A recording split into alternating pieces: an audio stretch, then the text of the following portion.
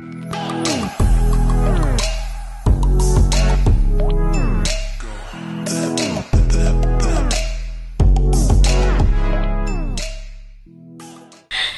this episode, we have pandas, podiums, and six-shooter cyclocross. We have Q&A and the featured wheel, the Cantu Rebel. Come on, yeah! Come on, yeah!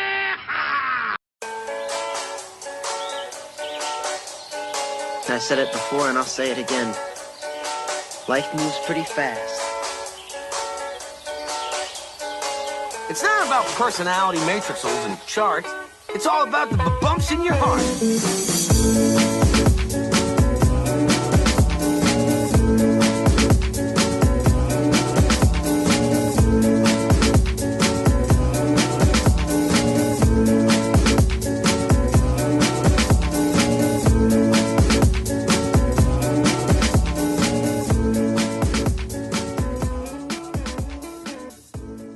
Hey guys, welcome to the second episode of Coffee with Cantu. I'm Benny. And I'm John. Before we start the episode, I want to give a shout out to Dan from CCN Sport. We got our new kits in. It's new kit day. What do you think? It's awesome. Look good? Look good? So these are our new Cantu cyclocross team kits. And bright colors, fun and bold, you know. So we're excited. We want to say thank you to 1885 Coffee out of San Antonio, Jose Baker. We busted into this today and it is amazing. You got to go check them out, 1885coffee.com, and we'll post links below. Guys, it is my favorite month, Crosstober, October, also known as Crosstober, but cyclocross almost every weekend of the season, all the way through January, really, where Cyclocross Nationals is. So we're hitting the road hard and we're traveling. This past weekend took us to six-shooter cyclocross out in Austin. Really happy with this weekend. We have some cool podiums. This weekend was probably like a big party because the podiums were fun. Just the whole group out there was a lot of fun. It's kind of the first of the year cross reunion where, for me, cyclocross season like officially kicks off. You started out with a long straight and then come into a nice sweeping turn that kind of separated everybody. No major climbs this year, which was good. You know, when they took out the back section back there, it was nice to kind of not have that major climb that could be the defining moment in the race. But you know, definitely a challenging course. There were a few natural springs that were in that area there that kept the course nice and wet. Mud! Yeah! you had more mud than you needed or wanted at that point. The sand was... I didn't see a lot of people ride the sand the first day, but a lot of people did the second day, so that was kind of cool. There was a little pipe there to bunny hop the sections in between, and I definitely flew over the handlebars one time trying to bunny hop that little pipe into the sand, which was good. It was all good. I landed softly as like a slow motion dive. It's more embarrassing than anything, but I got back up and ran it. I like pushing my bike through the sand. I think that's It's your signature move. it works for me. I feel more natural running, and depending on your fork, if you have a twitchy fork, maybe it won't work for you, but for me, my bike's heavier, 20 something pounds, 20, and to carry my bike on my shoulder is kind of real awkward. So I haven't mastered the shoulder carrying, I'll be honest with that, so I just modify and see what works for me, and I'm comfortable with it. I go fast, and you don't have a lot of meat on your bones here. I feel fast. I got meat. Our team did phenomenal this weekend. 8 riders, 23 races, 8 podiums. Some people doubled up on races, and I was extremely just excited to be around everybody this Some weekend. people doubled up on races and regretted it. We want to give a shout out to our teammates, Brent, Debbie, Catherine, Yuli, Dawn, John, another John on the team. So they came out and just like, you know, I think we had a good representation of the Cantu CX team, and it was cool. I did my first single speed race of the season, and I kind of lucked out on the gearing. We got the bike set up just maybe the day before, and so that was fun. Single speed really teaches you how to maneuver the course. Just one gear is all you have, so you kind of make the most out of it. We want to thank Brett Kinsey and the Bicycle Sports Shop crew for putting Six Shooter on. Always a great time, and we look forward to next year.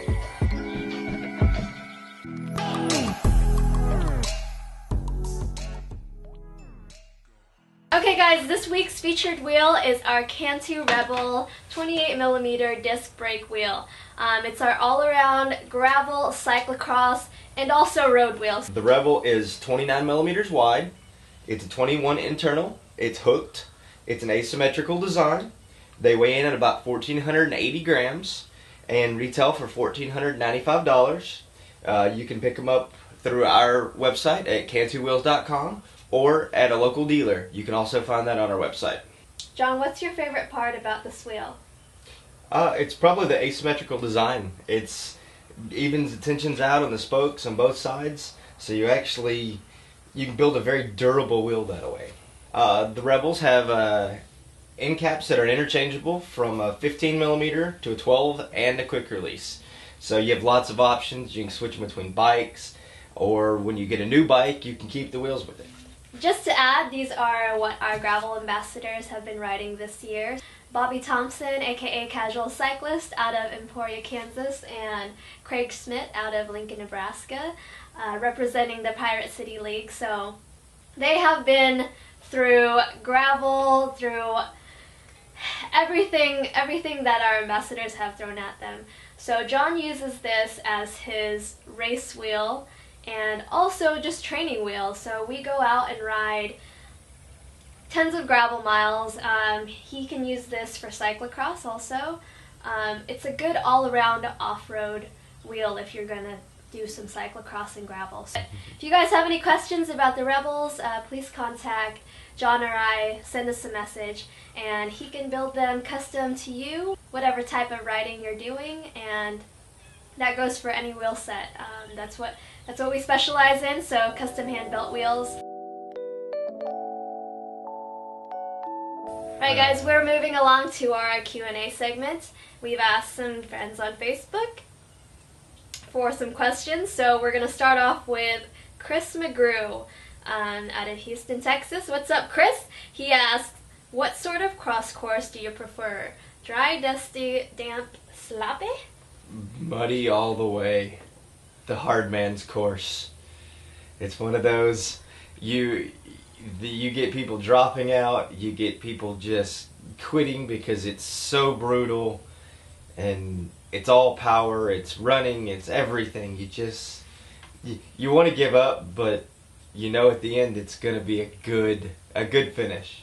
Alright, I'm going to have to agree with John. My favorite courses are the ones where you have to deal with the unexpected. So mud, whatever the course conditions throw at you. Cyclocross takes place, it's a fall and winter sport, so you never know what the weather is going to be, and those mud, like sloshing through the mud, just kind of fighting through the mud, each lap it gets harder and harder, but you fight through it.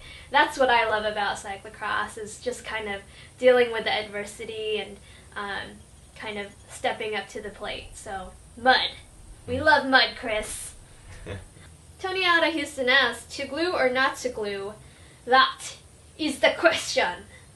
That's a tough question. No, you have your personal preferences. You know, some people love the glue, some people love the tape. It works good both ways as long as it's done very well. I've taped wheels over the years and I've glued them.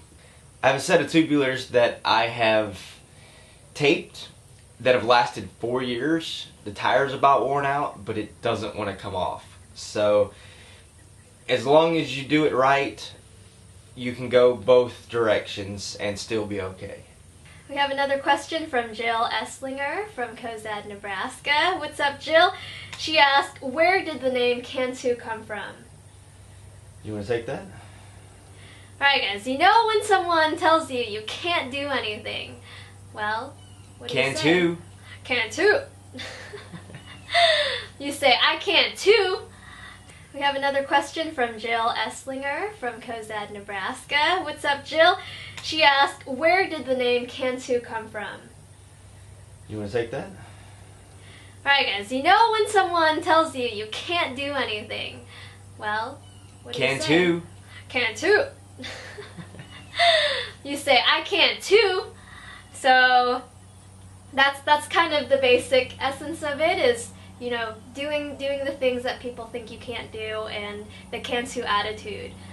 It's also just fun to play off of. You know, we have friends that yell at us and say cannot, Cantu. That's what we're about, and we love the name. We love how people respond to that. So, from TJ, what is your ideal hand up in a cross race? That's simple. It's beer. Mine is money, like dollar bills. Of course it is. Our friend Aaron asks, for peeps interested in gravel grinding or cross but intimidated, what is your best advice to get started off right? Either find a group that does it. So if you find a cyclocross practice or a group that goes out and rides gravel, go do it. That's the best way to do it. You know, if you can find a cyclocross race, go enter it. All you can do is go show up and toe the line and go, and you'll learn more than anything doing that. And so that's what I would suggest to you, for sure. Hey guys, I think the best part is actually getting out there and just meeting people. So this goes for any racing discipline. If you want to find a community, find a network of people, then just go to a race, go show up at a race, even if you don't have a bike. Just go show up at a race and start asking questions. People in the cycling community are more than willing to help out and help you get started. So we all started there and we grew from there. So go find a group, go find people interested in the same thing. And Carolyn DeFore out of Austin, Texas. What's up, Carolyn? She asked, what race will you be looking forward to most in 2018? That's a tough one. I don't know. You know, Dirty Kansas was fun. You know, I didn't get to race it this year, but hopefully this year coming up I will. I mean, that may be one of the bigger ones, possibly Gravel Worlds. Carolyn, I think I'm going to Cyclocross Nationals in Reno. So, yeah. So 2018, January, right around the corner. Finish off the cyclocross season with a bang and go up to Nationals up in Reno, Nevada. I think that's going to be a fun trip, have some teammates with us, and we're looking forward to that. So, great question. One last one, Gary Rogers. Gary Rogers, I'm going to make you some lumpia soon, okay? I promise. He asked, how do you feel about the Dirty Kansas lottery now? So, to give you a brief overview, the Dirty Kansas is one of the largest gravel races in the country, in the world actually. So it's they have a 100-mile category, a 200-mile category. It's mostly known for the 200-mile. Yeah. That's a big feat, and it's grown to over 2,000 riders throughout those categories. But last year when I registered, it was crazy. There was Sold out in 8 minutes? Sold out in, 8 to 10 minutes. I was lucky to get in. They saved some spots, 200 spots for the women. John, I was on the phone with John the whole time and he wasn't able to get in, but one thing that they do really well is that they have transfers. So if you don't get in, then you can find somebody that is unable to make it and take a transfer and get registration through that. But overall, I've never applied or registered for a race that has a lottery, so just fingers crossed we can get a small group of friends up there and do the Dirty Kansas next year in June. It's a great time, great atmosphere. Emporia, Kansas is just lit up. It's a blast. Emporia is small town USA, and it's so cool to watch it that whole weekend. Just cyclists. But a great community they have up there. They really support the race for sure. They come out in huge crowds just to come watch the finish. There are people standing out there at midnight watching riders come in because they hadn't made it, didn't make it the time cut during the day, so they come in at late and they're still there cheering them on, which is really cool to see. That's a wrap, guys, for this week's episode of Coffee with Cantu. If you have any questions, comments, post them down below. Follow us on social media, Facebook and Instagram. What do you have to add, John? See you next week. See you next week, guys.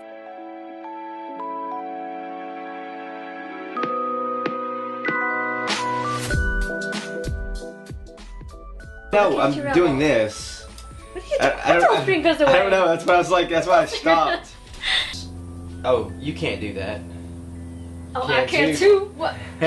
Give us a check us out on check us out.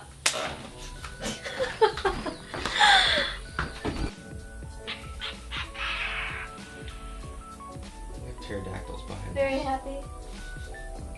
We got pterodactyls, guys. Is